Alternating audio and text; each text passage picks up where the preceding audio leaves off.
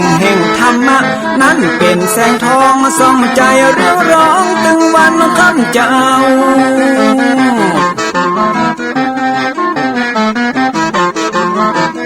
เอาศีลมานำเอาธรรมมาเฝ้าคือจิตใจเฮาจุ่มเย็นฝ่าฟันทุกเข็นต่อไปหน้าจะบ่ไหวหวั่นแต่เนิ่นเจิญพี่น้องมาฟังรายการธรรมะเบิกบานตอน6 โมงเจ้า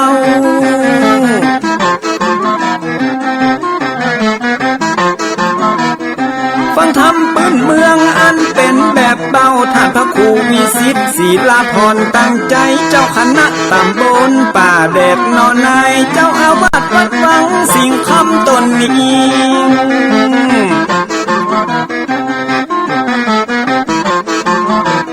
อนุรักษ์ของเก่าล้านนาก่อนกี่คือลูกหลานเฮาตี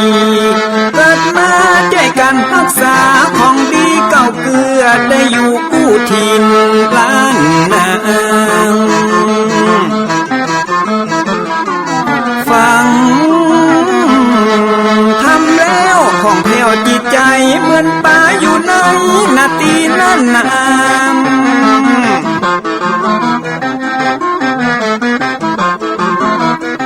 มันไม่สลีอันมีไม่กำเหมือนเสืออยู่ธรรมดงดอยคุณเขาสุขของมนุษย์ยิ่งใจหมู่เฮาสุขที่ได้เอาธรรมะห่มตุ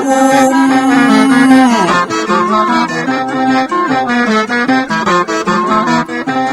ใจคนใดมีธรรมห่อหุ้มใจคนนั้นจุมใจบ้านมันอยู่วิมานเวียงวังจันแก้วบ่มีในเต้าแล้วน้อง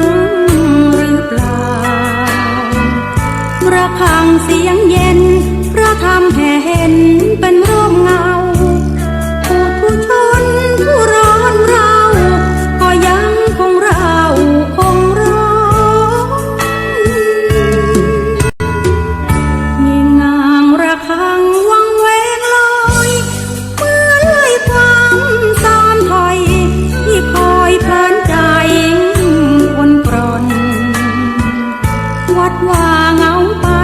เพราะคนห่างไกลเหมือนตัดร้อน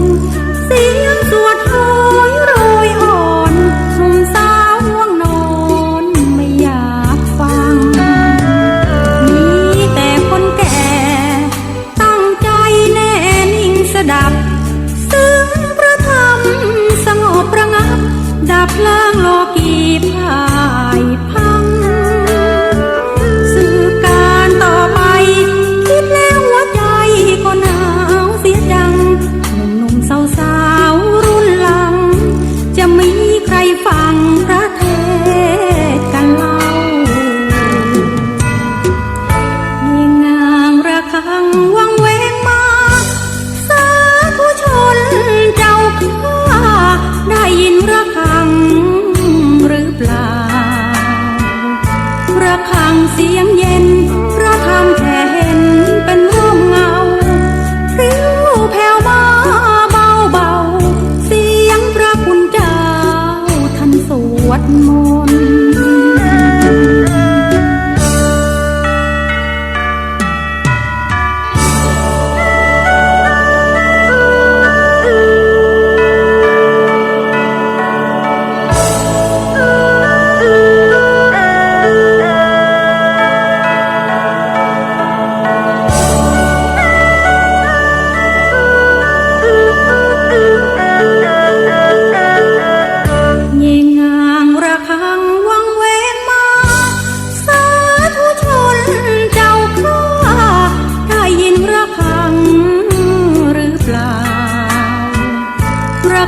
เสียงเย็นพระธรรมแผ่เห็นเป็นร่มเงาพริ้วแผ่วมาเบาเบาเสียงพระคุณเจ้าท่านสวดมนต์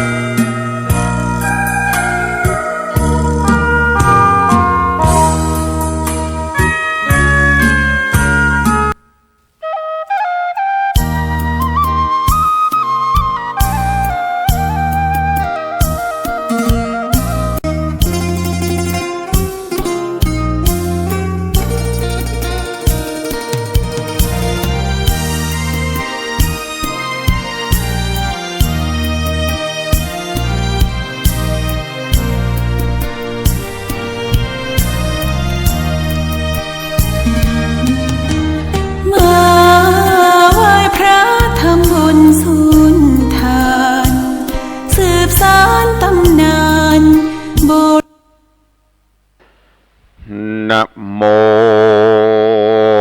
ตัสสะภะคะวะโตอะระหะโตสัมมาสัมพุทธัสสะอิตังทุกขังอริยสัจจังจาติปิทุกขังจันรามปิทุกขังพญาธิปิทุกขังมรณัมปิทุกขันติติสัทธโวดูราโสตุจนาสัพปุริสะตั้งหลายตั้งยิ่งใจหนุ่มเทาและมูลลาศรัทธาเก้าเงาจุคิงโคนมาป้อมเป่งการกุศลพรั่งพร้อมกราบนบนอบน้อมสรรสาบมาฟังพระรัตธรรมมาดวงประเสริฐเพื่อเฮือบังเกิดสติและปัญญาจงฮือเอาสายศรัทธานั้นนามาเป็นที่จังเป็นที่ตั้งทานรองฮือดุจจะดังขันตองใบใหญ่มาลองรับใส่บุพาต่างมาลาดวงดอกไม้หย่อยื่นใบกราบปูจาเอาสัญญานั้นนามาจำจอดเงียงหูหอดสำเนียงบ่ใจฟังเสียงเป็นอุปาทานเอาสะโมเจทะปะหารมาฟันเลดจักจี้ปาไปป้าเป็นเก่าปามาพ้องมรณาโดยโรกาพญาติเคราะห์มาปาด กรรมมาปานเป็นโรคทรมานฮ้อนไม่อยู่บ่ได้ตายไปพ้องอยู่ในวัยกำลังสนุกใจมัวม่วนก็ฟังมาด่วนวำวายล้างคนเป็นหนุ่มจุ่มใจแอวสุกสนกายกันกล้าบุกบุญคาตีกันหนีบอดตันหวังรอดก็มุ้ยมอดจีวีลางคนเป็นคนดีคบหมู่แอวสมสู่เปื้อนฟูงลูกลารมเข็นคาตายความนากลางต่างล้า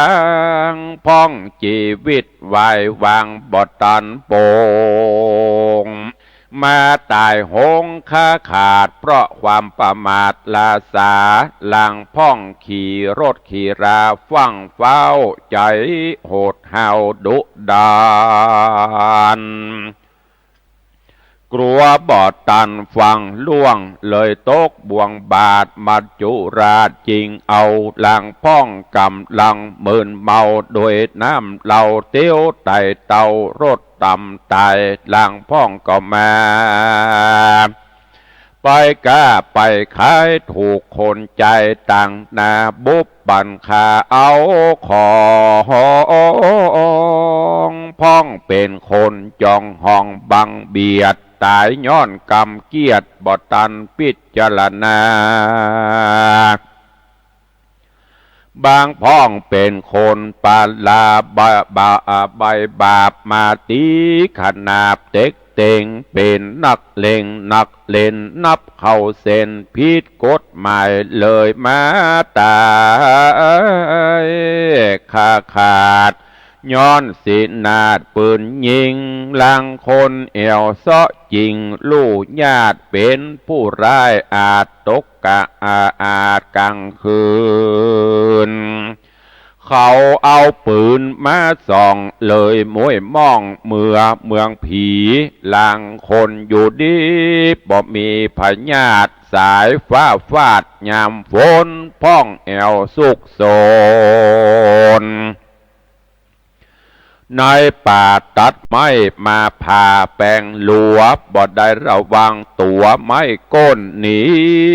บ่ปูนตายไปพ้องก็แม่เสียอกเสียใจอกหักโดยกำหักกำลมแม้บ่สมไฟมามวยม่างกินยาตายพ้องหัวใจวายตายบ่ตันได้เสียได้สั่งลมกัดกั้งเต้านอนเคียง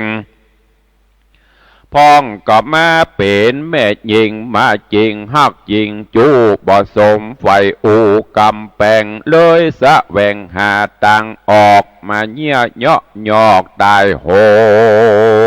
งพ้องมาถาโลลำบากมาตายผากทรมานเป็นที่รำคาญลูกหลานตันต้าเอาจนหมดเข่าหมดของหมดเงินทองซ้ำเสียงหมดเลี้ยนเกียงจริงตอดตัวตายมรณังอันว่าการตายนี่นานอมีหลายหล่อแบบบ้าเอาพ้องก็ตายเท่าพ้องก็ตายหนุ่มเนาเบาสาวจีพ้องตายดีพ้องตายหายสุดแต่กรรมมาแปดไปตอบตัวเต้นแลนาสาธุจะนาเล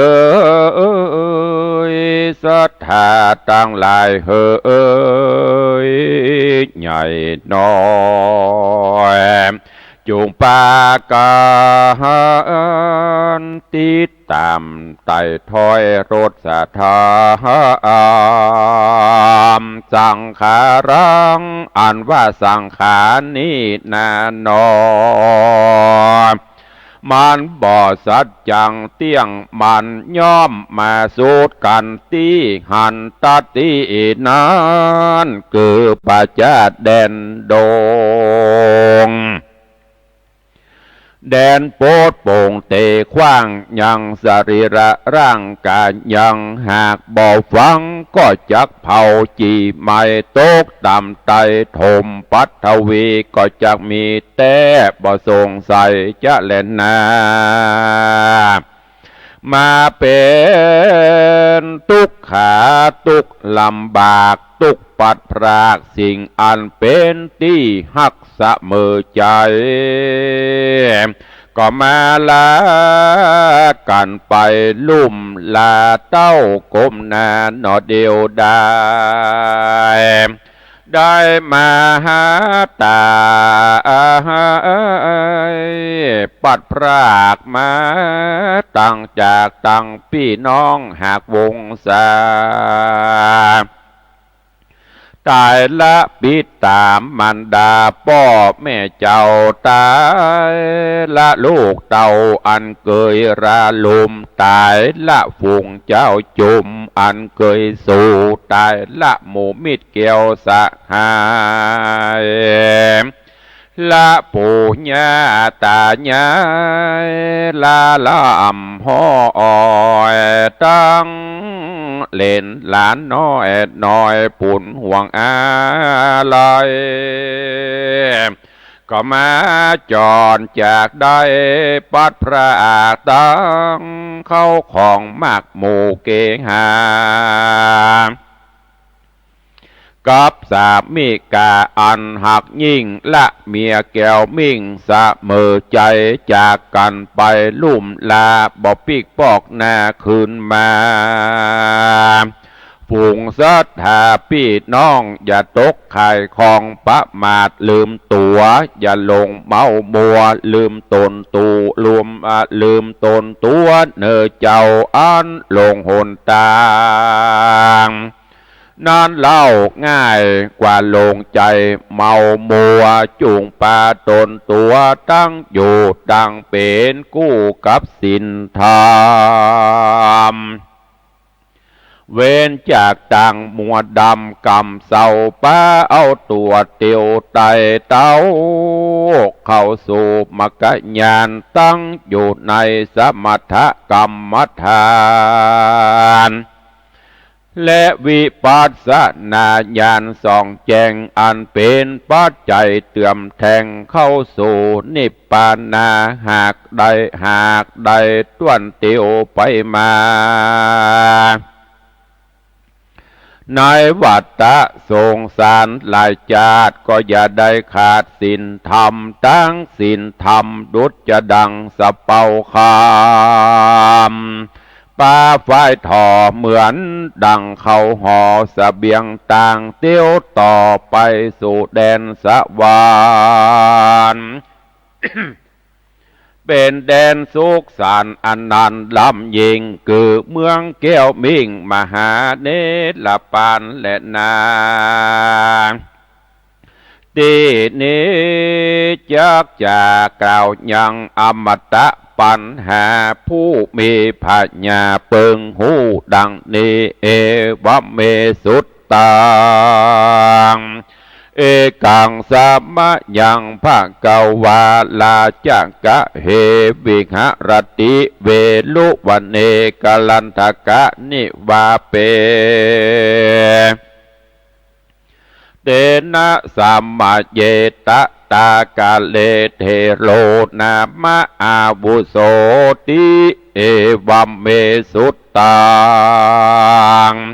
อันว่าสูตรอันนี้นาเป็นนิตานะวัจนะแห่งมหาอนันตเทระเจ้าตนอุปถากไฟเฝ้าพระสัทธาปาโหสุตวาตนได้ฟังธรรมเทศนามาบ่อนอย จากพระยอดซอยสัพปัญโยตนเป็นครูวิเศษแก่หมู่เตเวทและมนุษย์สาเทโรอันว่ามหาอนันตเทนเจ้าตนผ่านเผ่าซึ่งปะหุสัจจังจริงเล่ากำลังมาบอกแจงจริงได้แสงเตสนาฮือแก่อรหันตา500นั่งเป็นถอยเรียงงามในตั้มกลางทรงองค์กจาดเป็นขีนาสาวจาดอริญาอันมีมหากัสสปะเทนเจ้าเป็นเก้าเงาแห่งสังฆเจ้าหมู่ขีนาว่าพันเตข้าไว้แดกมหากัสสปะเทระเจ้าตนแก่เท่าโดยอาวุโสอนันโตตนข้าชื่อว่าอนันตะอิตังสุตังกาละกะเลสูตรนี้นาหากได้ฟังได้ยินมามุขตวาราจากข้าอุแก้วปากแห่งพระพันแผ่วศรัทธาโดยมีในยะดังผู้ข้าจากวิสัชนาไปนานี้แหละนาคนมีกายบ่อสักอาจกลัวเข้ามาตื้นญาติบอดดีงามเป็นที่กลัวขามแต่ใส่คอต้านอย่าอยู่ไกลตัดที่นี่แดดเตนาในยะดึงและนาหมู่เสนาและสาวเสวกะอำมาตย์ฝูงมีอำนาจรับอาจญามาจากพระราชาธิราชเจ้าหือมาไฟเฝ้าพกก่อยมาพอล่องลอยหมู่ให้อันโคตรค่ายมาอยู่อาสะไรกัวเกิดภัยกับตานกวนดีฟันกวนดีผ่านกลางกวนดีผ่านกลางก้ำกลางกวนดีผ่านกลางค่ำกลางคืนกวดตังปืนและสินาดมาปังป้าถูกตนตัวมาปุ่นดีกวดดีญาณต้านกวนไปบอกฮือนายบ้านเขาได้หูและเข้าใจแต่และนาตีนานมหาเทนเจ้า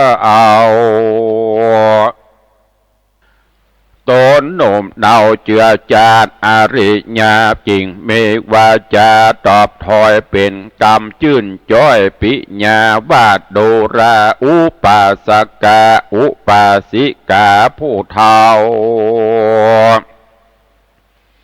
เฮายินดีแต่เราอันต้านหากขุนนาเฮาบอกมีสังมาฮือเขาลูกญาติมีแต่บาทกับผ้าติดตัวเฮาบอกกลัวเขาจักมาจริงลูกจักอาสาลายอยู่บ่เมินจักอยู่จำเริญกรรมมาทานเต้าแต่อดสาหะและบ่มีปมาตะลาสาประมาทในสุสาวาสกลางคืนการนั่งนอนเตียวยืนในอิริยาบถตั้งสี่ก็จักเป็นที่ควรระวังมีสติสัจจังมั่นแก่นจักหือได้แลนเป็นพัสสารมว่าอันอาทะกาเล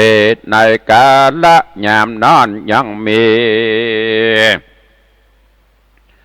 เศรษฐี2 คนผัวเมียผู้เฒ่าเศรษฐีผู้ผัวนั้นเล่าโหชื่อว่าธรรมจิตตา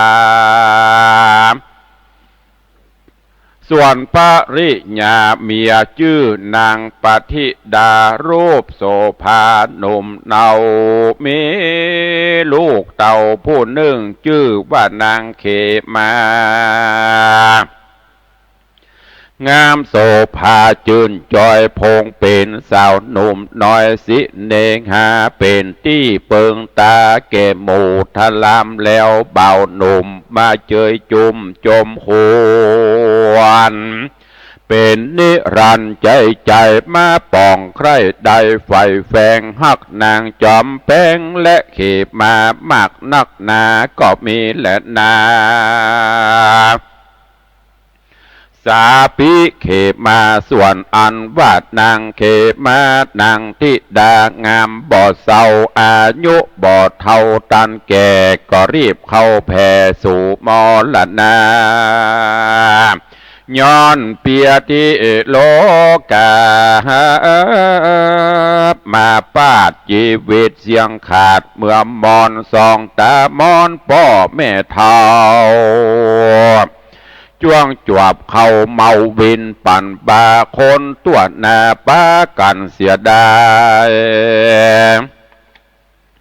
มากนักแต่และนาส่วนคนต่างลายเขาคงควายส่งสะการยังสัตว์ดีระซากช่วยกันหามจักละลากซากแห่งนางเขมางามหนุ่มเนา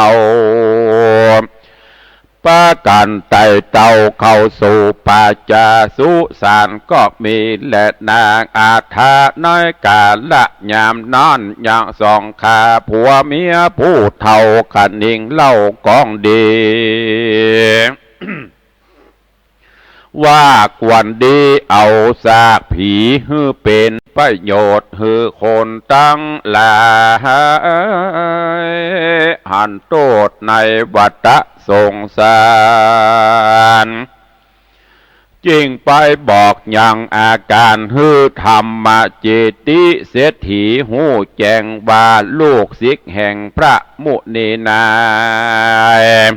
ด้านมาโยภายโพดยังสัตตโลกในที่นี้กวนดีเฮาตั้งหลายไปไว้สาไปสักการะปูจาแต่และนายามนั้นยังมีเศษนาอำมาตย์ผู้หนึ่งแห่งพัญญาปะเสนาทิโกสระตนองค์อาจอันเป็นกษัตราธิราชเมืองสาวัตถีเสนาบดีก็นำเอาข่าวสารไปทูลสารทูลเก่าเฮือพญาเจ้าได้หูข่าวอันมหาเถรเจ้ามาอยู่เมตตาในสุสานปัจจาตินั่นแลเมื่อนั้นพญาปาเสนที่โกสระราชตนองค์อาจนกรใจจริงมีหอละไทยโจมจืนใครไปยกยืนสรรสามยังพระมหาเด่นเจ้าจริงเสด็จไต่เต้าไปสู่สถานแล้วนำมาสการกราบเกลาโดยติดเต้าห้าแห่งปองาม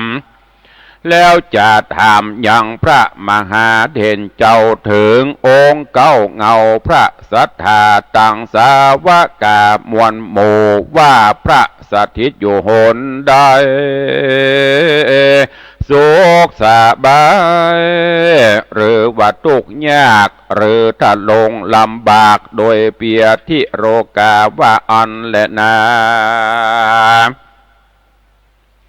เมื่อนานมหาการิเห็นตนฉลาดจริงแสงสวาดกรรมดีไข่กรรมดีแก่พระญาเจ้าบอกเล่าเก่าไข่ขี้ญา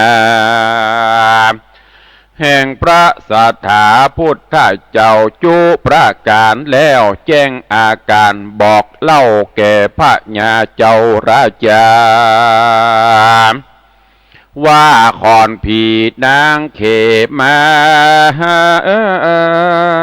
กวนดีเอาไว้ก่อนในโลงบอกกวนโปรดโปร่งเผามาอายกวนเอาไว้เป็นปริศนาเพื่อเฮโยกา เพื่อฮือโยกาวัจระเจ้าต่างคนหนุ่มเทาอุปาสกาอุปาสิกาที่เอากันมาเล็งพอคือได้หันต่อยังตาจักได้พิจารณาหือหูก็จักเป็นครูสอนใจจักเป็นปัจจัยไปนาโอดสาหะทาฟังไปดังเฮาจักไข่เตื่อมแจงหือหูตัวแห่งปิศนาปาหุจะนาอัมมตาปานหังโสตัวเตนะอุปเย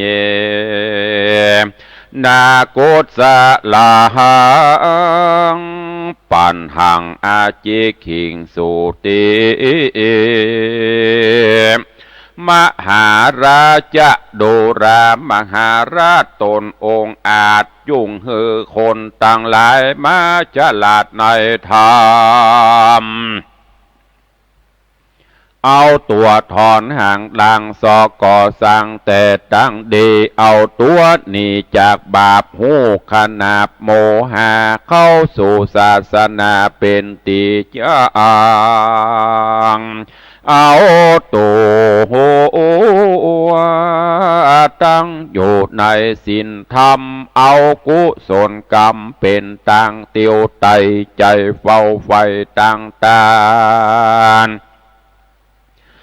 มีศีลบานดีโจมจืนใจต้องตื่นภาวนาปั้มเป่งเมตตาเตื่อมแทงอันนี้และได้ชื่อว่ามามืดแล้วไปสว่างแจงมะอัตโมตมะปะละญาโนโหนแถมจำพวกหนึ่งนะได้เกิดมาพบศาสนา ได้เกิดมาพบต่างมัวมืดบ่อเจือพืชและขากุบ่อเจือพืชและขากุนบ่ห่มต่างบุญไปหนุนต่างบาปใจบ่อาบโดยต่างศีลต่างธรรมเสาะหากรรมมาจอดเสาะเอาเวรมาคองขอดคำเขใจบ่หันเหปิกปอกมาจมในคอกแห่งตัณหาอหิริกาใจบ่อายต่อบาปอโนตปะใจนั่นหยาบบ่สะดุงกลัวบายอันว่าคนเฮาตั้งหลายนี่นามีแต่การประมาทลาสาบ่พิจารณาเกิดดันสอดบ่เกิดรอดถึงตัวตนองค์พระตัสสะปนตนผ่านเผ่าพระพุทธเจ้าไข่ขี้ญาพระหากสำแดงหือหูว่าคนเฮาจุผู้ใดใจสติปัญญาพิจารณาไปใจเอาสติปัญญาเป็นไม้ไต่สองตั้งเดินแม่นบางความเจริญไปนะก็อย่าฮือใจถอยจ้าโดยบาปกรรมฮือมีศีลธรรมประกอบเลี้ยงชีวิตจ่อเป็นสัมมาอาชีโวอะโลภโภบ่มีใจละโมบใจขี้โลภโดยตัณหาหันวัตถุของนานาแห่งเปือนใจบ่ทำเถื่อนเบียดบังเอาตังจุเผาหลอกโตโอมเอาโจรเปิ้นล้มบำบายหือเปิ้นชิบหายซ้ำเสียงหมดเลี้ยนเกลียงตีอยู่อาศัยหือเอาใจเฮาไปเข้าใจคนอื่นต่างคน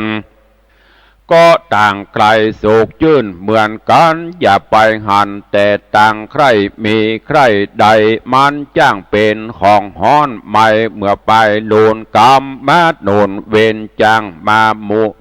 มุนตอบแทง ตัวได้หิวหอดแห่งเมื่อไปลุนทุกขโตทุกขทานนั่งปากันระวังไปแต่เนอใจตัวแก่ตานคนอื่นไว้มันจ้างใดตัวเมื่อไปลุนและนาศรัทธาตั้งหลายยิ่งใจจูโพปากันมาพรำโหแล้วจำปาก็จักเป็นปาไทยยังคือเข้าห่อเป็นเสบียงตางเตียวต่อเข้าสู่ยังมักกะยานอย่าเมาสงสารนี่นามันบ่เป็นแก่นเกวบ่เฮอแล้วดังแก้วมโนในสังขารเฮานี้พระหากกล่าวจีมจะไขว่ามันบ่เป็นแก่นสันใดหูเหตุไว้เงียงคอนสิ่งใดเป็นกรรมแก่นก่อนก็หูลุคำดัจลาโสองค์พระพุทธโธต้นผ่านแผ่วหากใดเทศนาแล้วแต่หลังมาว่าเฮาต่างหลายอย่าได้ประมาทลาสาใจสติปัญญาลำเปิงพิจารณาเถิงตัวไปใจระวังไว้ยังชีวิตและนอวิญญาณว่าโลกเฮานี้นะมันมีภัยและอนตรายหลายประการอย่าได้มาปานเกี่ยวข้องอย่าได้มาจ้องก้องหมู่ภัยญามีสติมาขอดไว้ก่อนใจปากตันเจียนจ้าตั้งกัดตำการนาน้อยใหญ่ก็มักเป็นที่เรียบร้อยจุอันว่าโลกในปัจจุบันนี้ภัยยะหากมีมากเหลือหลายกับต่างอนตรายก็เกิดมีมาทอมท่าจ้างป่าคนเฮาโตกต่ำจ้าและขาดจีวังอันว่าภัยยะภัยยังนี่นะย่อมเกิดมากับกับคนเฮาตั้งหลายลุ่มฟ้ามาเข็นค่าแก่ชีวิตของคนภัยยะจำพวกหนึ่งนามาบานโดนเจ็บไข้ได้พยาธิเป็นโรคาร้ายราชทรมานมันเกิดมากับอาหารการกินมาใหม่อันเขาแต่งแปลงใส่ดีลำจวนครับจำซื้อขายใจแลกอาหารแปลกก็ล่อลวงตาพ้องก็ปลอมแปลงมาลวงลายได้จำนายเงินดีใส่ตังแสงสีแต่งยองได้ต้องตื่นตาคนเฮาล่อลวงเผาจุหลอกหาตังออกกับการกระทำผิดเป็นทุจริตบ่ชอบบ่ประกอบโดยสัมมาอาชีวกรรมภัยยะแถมจำพวกหนึ่งนาเกิดมาจากคนปาลาใบบาปคือคนบ่สุภาพตั้งศีลตั้งธรรมคนใจดำกระหยาบเอาตังบาปเป็นอาจินเป็นตังหากินเข้าออกบทใดตังหลอกก็เอาตังลวงและจุไล่คนใจง่ายโดยโมหะตัณหาปัญจศีลาหาเสนมันบ่เว้นบ่แว่สักอันมาเป็นคนหันแก่ตัวขนาดใจนั่นฉลาดแก้มโกงวำไวลงต่ำไตปาตัวไม่สู่อเวจี กะตามเดงเฮอกะตามฮือคนเดเดเดือดฮ้อนทุกขังคอนมาปานจะแลนาภัยยะจำพวกนี้นามันหันหากมีมาบอกควนลาสาปะมาดเฮอมีสติปัญญาดันสอดเฮอหูหอดตึงตานว่าคนเห่าหันแต่ใดก็เปื้อตัวตันหาไม่เผาลนป้ากันถอยโหนหนีจากศีลธรรมพระเจ้าหากบอกเขาถึงใจจะแลนาสัปปะมวลหมู่ภัยในลุ่มไตมีบ่อไรนานำภัยเกิดจากเงินคำสมบัตินามีมากกวางจ้างมามั่งเมื่อมอนเป็นตุกจรเจียนจากเฮือได้พระกองแลนาตุมเหพระวันตาดูลาตันตังลาอันมากฎหมายพร่ำโหเข้าสู่ฟังธรรมจุงอดสาหะจำหือได้เอาเป็นไม้ไต่สองต่างดีจิตวิธีไปนาฮือพันเอาเมืองฟ้าและเนลปาน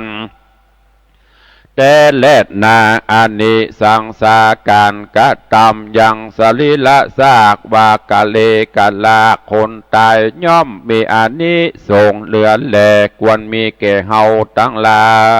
ย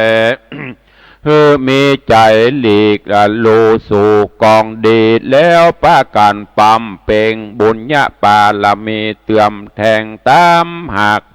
ตามพระหากแสงเทศนา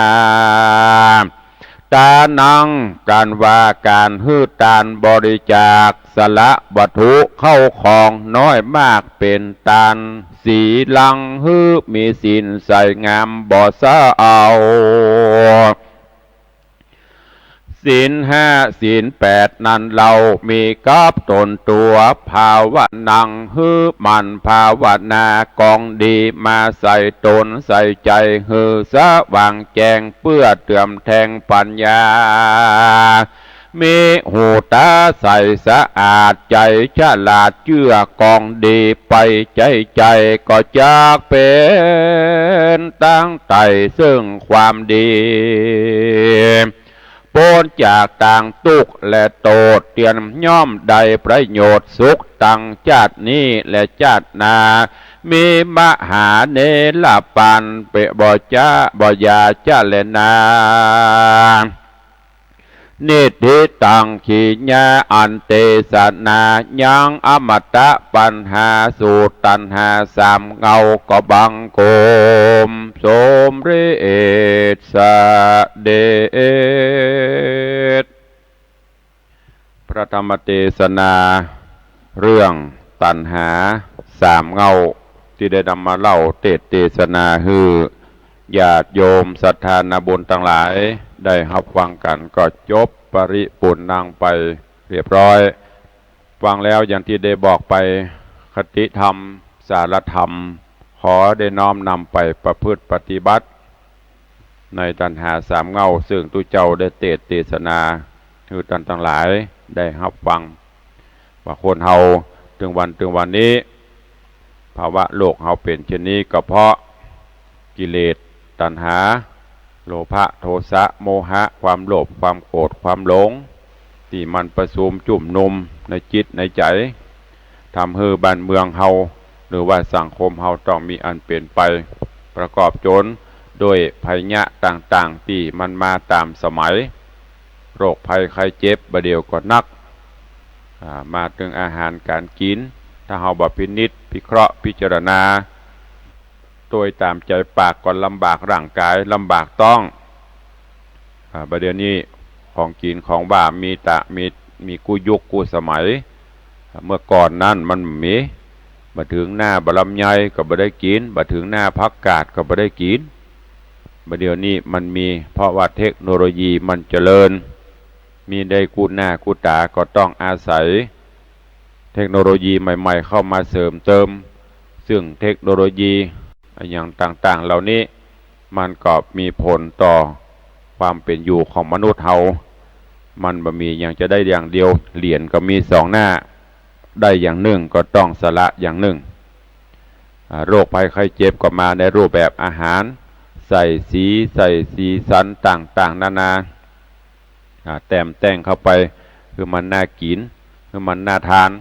แต่สุดท้ายกินทานเข้าไปอันตรายก็เกิดขึ้นกับตนกับตัวอย่างที่เคยเล่าให้ฟังเมื่อก่อนเนี่ยหมูอย่างป้าอุ้ยแม่หมอนว่าโอ้แต่ก่อนนี่ตุลุงเปิ้นอยู่วัดนี่แกงโหนี่เปิ้นจะเอาฝังดินไว้เป็นปีปุ่นออกหาซองป้องเอามาใส่นะซาหวดซาเห่าล้างคั่วกินได้อันนั้นคือเมื่อก่อน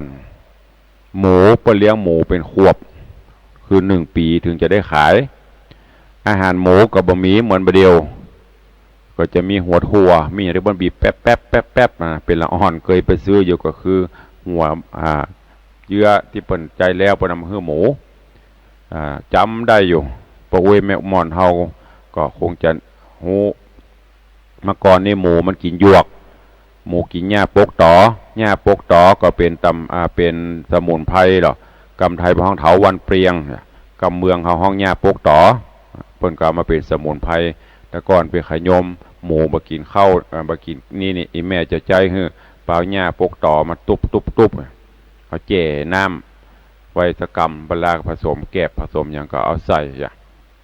พักโหมน้ำพ่องดอกงิ้วพ่องมูนี่มันเป็นสมุนไพรหมดหรอหมูปีนึงเปิ้นถึงจะขายมันกินสมุนไพรร่างกายมันกำเป็นเอาไว้เป็นปีก็ได้แต่ประเดี๋ยวนี้มันต้องเป็นปียังประทานข้ามคืนเดี๋ยวเป็นปวกโจโฟล่ะเนี่ยมันมากับอาหารโรคภัยไข้เจ็บต่างๆก็ต้องพยายามแยกแยะเอาพ่องบ่กินก็บ่ได้อย่างคือเขาว่าน่ะฟังกรรมกินก็ชีพหายฟังกรรมตายก็น่ากินก็พิจารณาเอาคนเดียวประกอบกับแหมอันหนึ่งคนเฮาเกิดมาอย่างภาษาบาลีปนบาตะกี้ เกิดมามืดไปมืดมาแจ้งไปหมดเนี้ยบางคนเกิดมานี่มากับมืดก็คือเป็นคนทุกข์คนจนร่างกายผสมประกอบซ้ำมาสร้างกรรมเทื่อมแทงเตื่อมเข้าไปแหมก็เลยต้องมืดปิกไปแหมบางคนมืดมาแต่มาสร้างกุศลคุณงามความดีใจกรรมใจเบนเพิ่มเติมบารมีดีๆขึ้นไปเพราะว่ามืดมาแจ้งไปบางคนมานี่แจ้งใสสว่างมาพบปะสิ่งที่ดีที่งามพบตระกูลงุนเงาที่ดีพ่อแม่ร่ำรวยเกิดบนกล่องเงินกล่องทองแต่มาสร้างบุญบารมีเพิ่มใจสู่ลุยสู่ไล่เข้าครับเข้าบาเข้าสิ่งที่เป็นอบายมุขอบายภูมิต่างๆเอาหมดแต่หนทางที่ไปสู่ทางดีไม่เอาอันนี้เพราะว่าแจ้งมาแต่มืดไปบางคนนี่แจ้งมาแจ้งไปก็คือมาแล้วมาพบปะสิ่งที่ดีที่งามมาพบศาสนาพระพุทธเจ้าประพฤติปฏิบัติธรรมเตี่ยมแท่งเข้าไปแหมเพิ่มเติมเสริมดีเข้าไปแหมอันนี้พอมาก็แจ้งไปก็แจ้งญาติโยมทั้งหลายก็พิจารณาพนกูมานี่กูมาตั้งมืดก็ว่ากูมาตั้งแจ้งนี่ถ้ากูมาตั้งมืดความปีกไปกูใหญ่ให้มันมืดไปกะหรือว่ากูมาตั้งแจ้งแล้วกูจะปีกไปมืดกายก็ลองพิจารณาพอเนอะฝากฝังไว้กับญาติโยมทั้งหลายตลอดจนพิจารณาข้อคิดธรรมะที่ในธรรมบนบอกแม้แต่เฮาแปลงอย่างศพซากมีนี่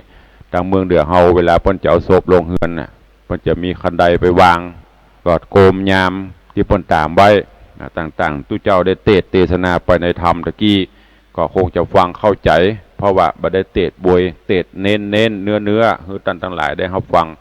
ก็คงบ่ต้องได้สรุปนักวันนี้เวลาหมดเวลาแล้วขอความสุขสวัสดีจงบังเกิดมีกับทุกท่าน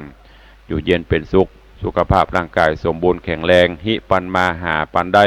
เงินคำเครื่องใจแก้วแหวนแสนสิงเครื่องงาอลังการไหลมาเทมา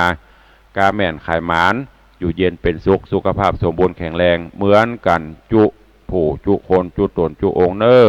อายุวันโนสุขัง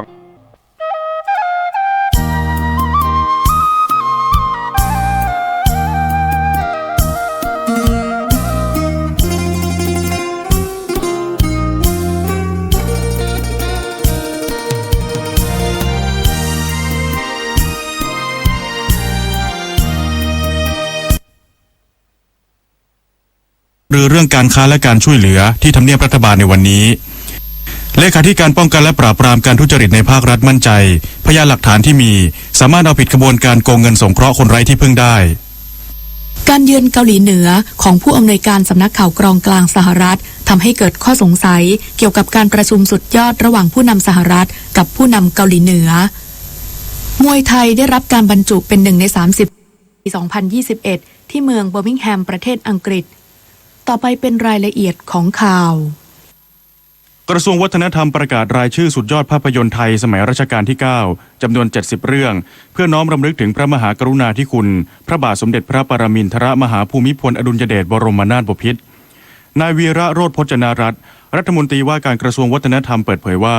คณะกรรมการภาพยนตร์และวิดีทัศน์แห่งชาติร่วมกับสมาพันธ์สมาคมภาพยนตร์แห่งชาติผู้ทรงคุณวุฒิด้านภาพยนตร์ได้มีมติเห็นชอบรายชื่อภาพยนตร์ไทย 70 เรื่องเป็นสุดยอดภาพยนตร์ไทยในสมัยรัชกาลที่ 9 เพื่อน้อมรำลึกถึงพระมหากรุณาธิคุณของพระบาทสมเด็จพระปรมินทรมหาภูมิพลอดุลยเดชบรมนาถบพิตรที่ทรงมีต่อวงการภาพยนตร์ไทยโดยพิจารณาจากภาพยนตร์เรื่องยาวที่จัดฉายและเผยแพร่ในโรงภาพยนตร์ของไทยในช่วงเวลาแห่งการครองสิริราชสมบัติ 70 ปีซึ่งการคัดเลือกครั้งนี้มีประชาชนร่วมเสนอรายชื่อภาพยนตร์มาถึง 359 เรื่องก่อนคัดเลือกให้เหลือจำนวน 70 เรื่องอาทิตำนานสมเด็จพระนเรศวรสุริโยไทยพระมหาชนกพันท้ายนรสิงห์องค์บากโหมโรง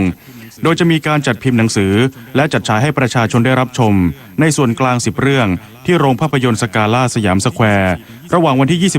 24-27 เมษายนส่วนภูมิภาค 9 เรื่องใน 4 จังหวัดได้แก่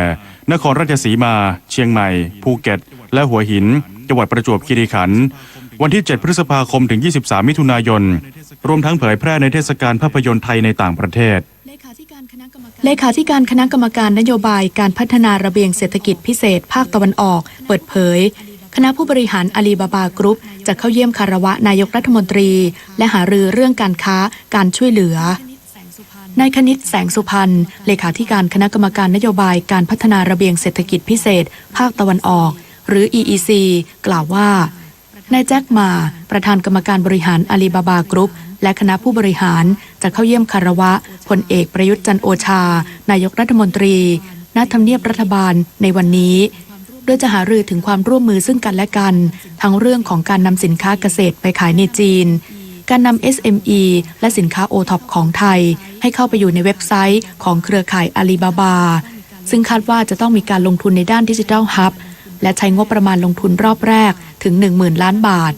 โดยการหารือครั้งนี้ไทยหวังให้อาลีบาบาเข้ามาช่วย SME รายย่อยของไทย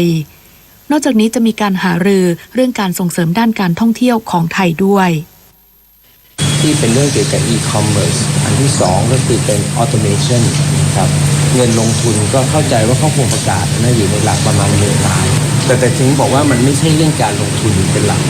มันเรื่องความร่วมมือที่ทำกันมาจะเห็นได้ว่าเราเจรจาเรื่องนี้ค่อนข้างนานเพราะเราไม่ได้เน้นเรื่องการลงทุนใช่ไหมฮะเรื่องการลงทุนก็ลงทุนอยู่แล้วล่ะแต่เราอยากที่เห็นว่าเขามาช่วยคนตัวเล็กตัวน้อยของประเทศไทยเขาตัวใหญ่มากเขามาแบบนี้ก็เรื่องแบบนี้ก็คุยกันเรื่องความช่วยเหลือเรื่องการลงทุนก็ให้อยู่แล้วเลขาธิการป้องกันและปราบปรามการทุจริตในภาครัฐมั่นใจพยานหลักฐานที่มีสามารถเอาผิดขบวนการโกงเงินสงเคราะห์คนไร้ที่พึ่งได้พันโทกรทิพย์ดาโรจน์เลขาธิการป้องกันและปราบปรามการทุจริตในภาครัฐหรือปปท.กล่าวถึงความคืบหน้าการตรวจสอบการทุจริตเงินสงเคราะห์คนไร้ที่พึ่งว่าเป้าหมายการตรวจสอบมีทั้งหมด71ศูนย์ได้รับความร่วมมือจากหลายหน่วยงานรวมทั้งประชาชนทำให้การตรวจสอบมีความคืบหน้าอย่างรวดเร็วคาดว่าจะดำเนินการตรวจสอบได้เสร็จสิ้นภายในเดือนนี้โดยจังหวัดเป้าหมายเร่งด่วน37ศูนย์พบความผิดใน34ศูนย์ยังไม่พบพฤติกรรมทุจริต3แห่งคือปราจีนบุรีนครศรีธรรมราชและสิงห์บุรีแต่ต้องมีการตรวจสอบซ้ำเพื่อความมั่นใจหลังเสร็จสิ้นการตรวจสอบในวันที่30เมษายนนี้คณะอนุกรรมการไต่สวนข้อเท็จจริงจะดำเนินคดีอาญากับผู้ที่เกี่ยวข้องในกรอบระยะเวลา6เดือนการดำเนินการเรื่องนี้เกิดขึ้นมาต้องยอมรับว่าเกิดความเสียหายที่รัฐไม่สามารถที่